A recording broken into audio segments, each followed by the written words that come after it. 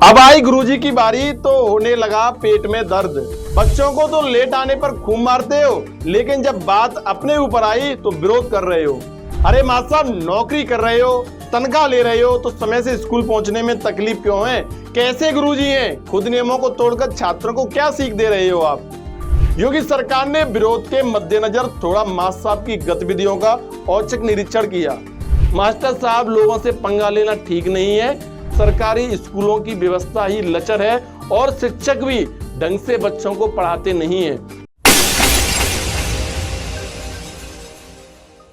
साथियों, आज मैं आपको अपनी इस रिपोर्ट में शिक्षकों के विरोध की वजह और ऑनलाइन हाजिरी सिस्टम की पूरी जानकारी बताऊंगा। लेकिन उससे पहले जरा इन बिंदुओं पर प्रकाश डाल लेते हैं जो आजकल सोशल मीडिया पर शिक्षकों को लेकर के लिखे जा रहे हैं। जाहिर है कि 8 जुलाई से उत्तर प्रदेश में शिक्षकों की ऑनलाइन हाजिरी की व्यवस्था का आदेश पारित किया गया तो मास्टर साहब भनमना उठे। अभी जब यूपी की योगी सरकार ने शिक्षकों के लिए ऑनलाइन हाजिरी को अनिवार्य कर दिया है तो सबके हाथ पांव फूल गए थे। बड़ी संख्या में शिक्षक सूबे के अंदर ऑनलाइन हाजिरी का विरोध करने लग गए। योगी सरकार ने विरोध के मद्देनजर थोड़ा मास्टर साहब की गतिविधियों का औचक निरीक्षण किया। कल जैसा कि आपने खबर पढ़ी होगी, संबंध जिले के डीएम साहब ने स्कूल का औचक निरीक्षण किया तो पता चला कि एक मास्टर साहब ने स्कूल समय में 2.5 घंटा फोन चलाया है। इसमें 1 घंटा 17 मिनट कैंडी क्रश खेला है, 26 मिनट कॉल पे बात की है, 11 मिनट गूगल और 6 मिनट यूट्यूब और 5 मिनट इंस्टाग्राम चलाया है। अब इन शिक्षक महोदय को सस्पेंड कर दिया गया है। लोगों का कहना है कि ये केवल एक उस शिक्षक की बात नहीं है, ज्यादातर शिक्षक सोशल मीडिया पर अपना टाइम पास करते हैं। अब बताओ ये क्या पढ़ाते होंगे?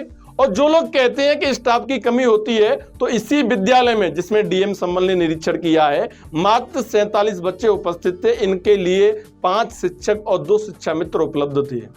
शिक्षकों के इसी रवैये के चलते योगी सरकार ने नई हाजिरी का सिस्टम लागू किया है। हालांकि अब सरकार इस नियम को बदलने के मूड में भी दिखाई नहीं दे रही है, क्योंकि विरोध करने वाले शिक्षकों के खिलाफ शिक्षा विभाग ने एक्शन लेना शुरू कर दिया है। वो सस्पेंड किए जा रहे हैं।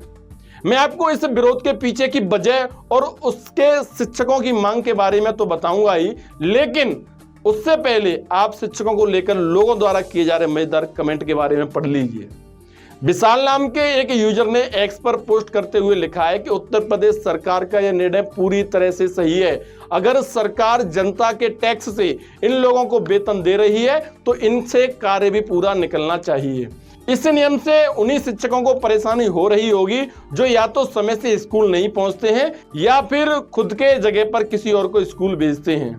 वहीं अरविंद चोटिया नाम के एक यूजर ने व्यंग भरे शब्दों में कहा है कि भाई मास्टरों के पीछे क्यों पड़े हो? इस ट्विटर को जो गति मास्टरनियों ने दी है उसी के दृष्टिगत रखते हुए तो माननीय एलन मस्क महोदय ने पे आउट की व्यवस्था लागू की है। मास्टर साहब, लोगों से पंगा लेना ठीक नहीं है। आदित्य कुमार त्रिवेदी नाम के एक यूजर ने लिखा है, सरकारी स्कूलों की व्यवस्था ही लचर है और शिक्षक भी ढंग से बच्चों को पढ़ाते नहीं है।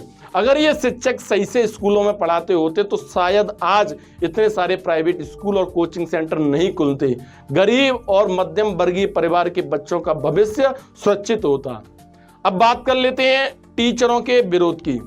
उत्तर प्रदेश के प्राथमिक स्कूलों में शिक्षकों की डिजिटल अटेंडेंस सिस्टम को लेकर टीचरों में अच्छा खासा गुस्सा दिखाई दे रहा है। टीचर्स ने हाथ पर काली पट्टी बांधकर काम किया। पहले दिन जब ये 8 जुलाई को व्यवस्था लागू की गई तो पहले दिन ही प्रदेश भर में केवल 6 शिक्षकों ने ही डिजिटल अटेंडेंस लगाई। राज्य में 6 लाख से ज्यादा बेसिक टीचर हैं। बता दें कि स्कूलों में टीचर्स और दूसरे कर्मचारियों को अटेंडेंस सुबह 7:45 से 8 बजे तक लगानी है। हालांकि अब इसका समय बढ़ाकर 8:30 तक कर दिया गया है। नाराज शिक्षकों को शांत करने के लिए बेसिक शिक्षा विभाग की ओर से जारी पोस्ट में लिखा गया है कि आपकी परेशानी से हम वाकिफ हैं। आप 30 मिनट बाद भी अपनी अटेंडेंस लगा सकते हैं, लेकिन उसके बावजूद भी शिक्षकों का विरोध जारी है। परिषदीय विद्यालयों के डिजिटल सिग्नेचर के आदेश दिए जा चुके हैं, लेकिन अब तय समय से 30 मिनट बाद भी हाजिरी लगाने का मौका शिक्षकों को दिया गया है। टीचर अब भी सोशल मीडिया पर इसका विरोध कर रहे हैं। उन्हें लगता है कि उन्हें यह कई तरह के नुकसान होंगे। उन्होंने दावा किया है कि नियमों के अनुसार उन्हें सुबह 7:30 बजे तक अपने स्कूल में पहुंचना होता है और अपनी कक्षाएं शुरू करनी होती हैं। उन्होंने सबसे पहले उन्होंने जो आरोप लगाया वो ये है कि दूर दराज के गांवों में इंटरनेट की कनेक्टिविटी अच्छी नहीं है और ऑनलाइन अटेंडेंस दर्ज करने में टाइम लगता है। कई स्कूल दूर दराज के इलाकों में मौजूद हैं और बारिश के मौसम में पानी से घिरे रहते हैं, इसीलिए अगर कोई टीचर देरी से आता है तो उसका एब्सेंट मान लिया जाता है और उसकी छुट्टी काट ली जाती है। हालांकि टीचर्स की परेशानी को देखते हुए विभाग ने तय किए गए टाइम में 30 मिनट की अटेंडेंस लगाने की सुविधा दी है। अब ये भी जान लीजिए कि क्या है डिजिटल हाजिरी। अगर 8 बजे से स्कूल शुरू होगा तो 7:30 से 7:45 के बीच में टैबलेट पर फोटो खींचकर अपलोड करनी होगी। हाजिरी का ऐप इसी समय और स्कूल परिसर में ही हाजिरी के लिए इनेबल होगा। छुट्टी के समय 2:15 से 2:30 तक के बीच के लिए पोर्टल खुलेगा।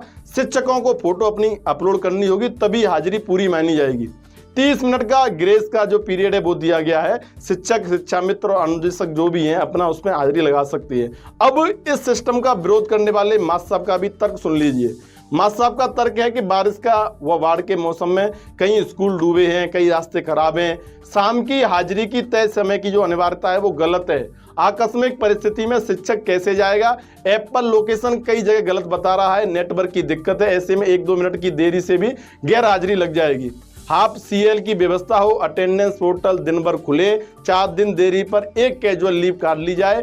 आपात स्थिति, आंधी, बारिश, बाढ़, जाम, राजनीतिक धार्मिक आयोजनों में रास्ता बंद होने पर हाजिरी में ढील दी जाए। साथियों, मास्टर साहब के इस तर्क पर आपका क्या कहना है? एक बार अपनी राय हमें कमेंट करके जरूर बताएं। धन्यवाद।